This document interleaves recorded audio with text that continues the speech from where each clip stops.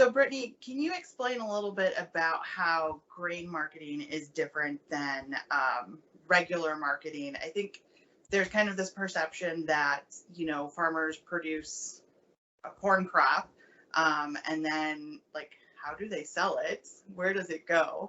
It's not like we have a shop, right, where you can wait for customers to come by and they purchase it. So how exactly do farmers go from harvesting that crop to then selling that crop? Yeah, great question. I love this question because my first job out of college was working for a large grain company. And when I would tell people that I worked in grain marketing, it was often misconstrued as regular marketing. So they would ask me, well, how are you promoting the product? How do you go about selling farmers grain? Thinking of it in terms of like a differentiated product.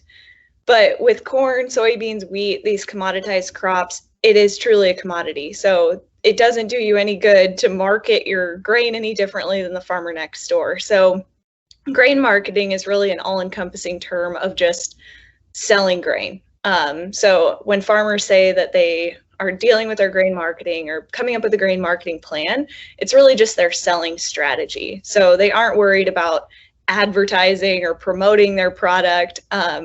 They're really just selling their grain. So farmers there's a couple different ways that they can sell their grain. There's a futures market and a cash market, which I'm not going to get into the details on that, but that would get to be a long question, a long answer to your question.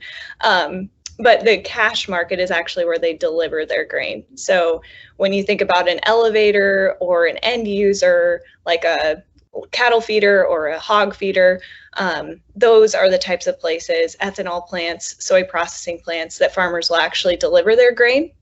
The interesting thing, like you mentioned, you can't just go to a shop and sell your grain there, is that farmers are price takers. So, if you are creating a product like a candle or something, you get to determine the price. Someone walks in and they have to pay what you're asking. For farmers, that's not the case. So the end user or the elevator grain buyer, they are the ones that determine the price that they're willing to pay for the product, just because it is a commodity. So farmers are price takers, which that's just a lot different than a lot of things that you produce. Even if you took your produce to a farmer's market, you're still determining the price.